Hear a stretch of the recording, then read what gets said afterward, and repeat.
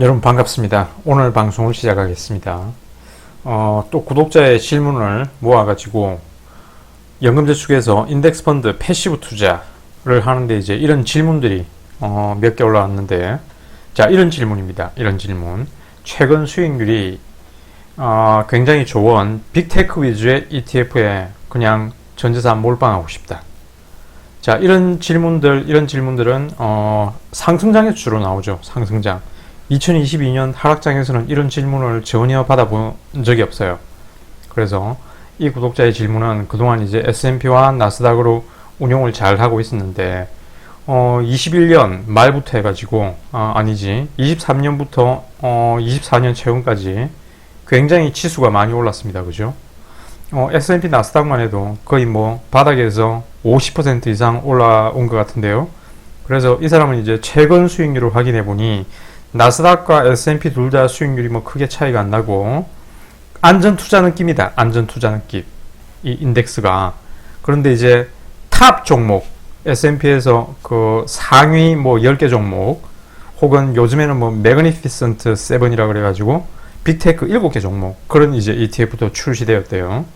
그래서 탑 종목이 나스닥을 이끌어가는 것 같고, 지금 하락장일 때 이 질문은 보자 한 6월 중반쯤에 올라왔어요. 6월에 올해 들어 제일 많이 올랐는데, 그래서 이런 빅테크 ETF만 저점 분할 매수하면 더 공격적이고 수익률이 높지 않겠나. 누구나 그 상승장 때는 이런 생각을 하겠죠. 그죠? 또 이렇게 다짐을 하겠죠. 아무튼 절대 팔지는 않을 겁니다 라고 다짐을 하겠죠. 그런데 이제 마음이 요동친다. 그래서 최근 수익률이 좋은 미국 테크탑 10개 종목 ETF와 매그니피션트 7 ETF에 집중 투자하고 싶습니다. 어떻게 생각합니까?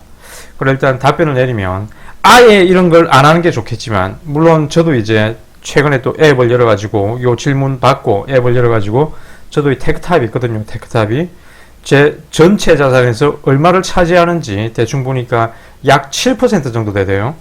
옛날에 이게 출시될 때 약 5% 정도만 담았었는데, 느낌상 지금 한 약 7% 정도 되었던 것 같습니다. 그리고 최근에 또 올 초에 저기 ISA를 옮기면서 ISA에 있는 테크탑을 다 팔고 또 비중을 약간 조정했었거든요. 그래서 제 전체 포트폴리오에서 이런 특정 섹터 ETF는 테크탑 이것이 유일한데 약 7% 정도 됩니다.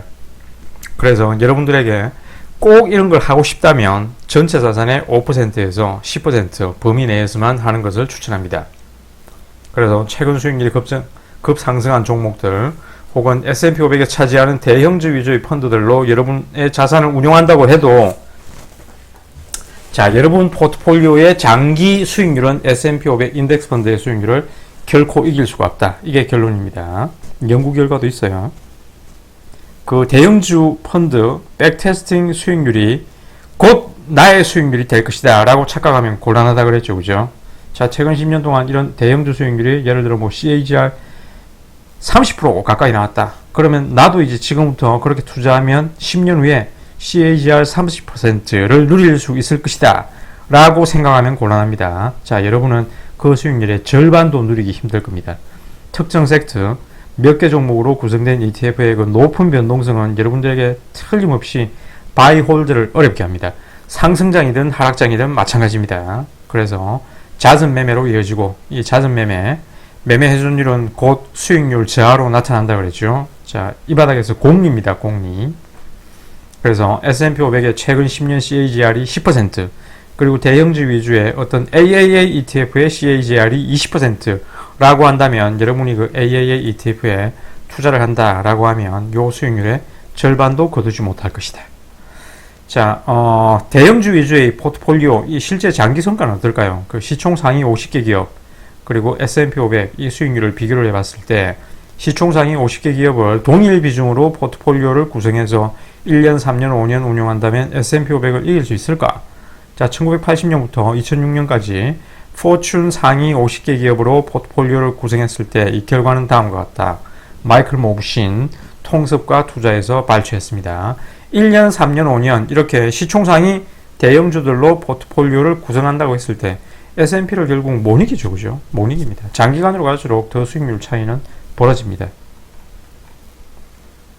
왜 그럴까?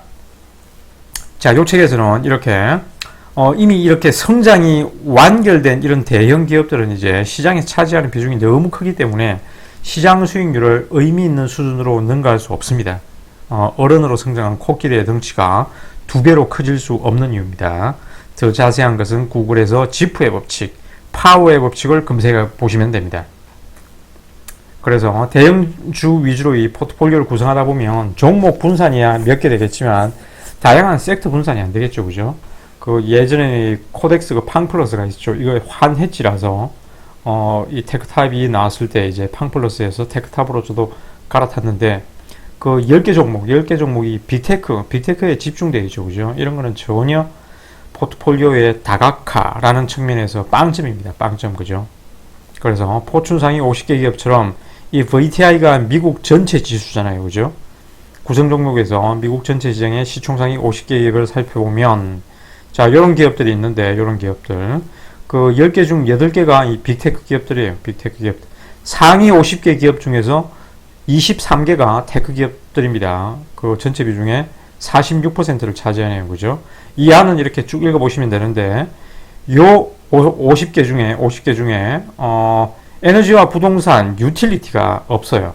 이 VTI에서 전체 차지하는 비중이 에너지가 3.8%네요.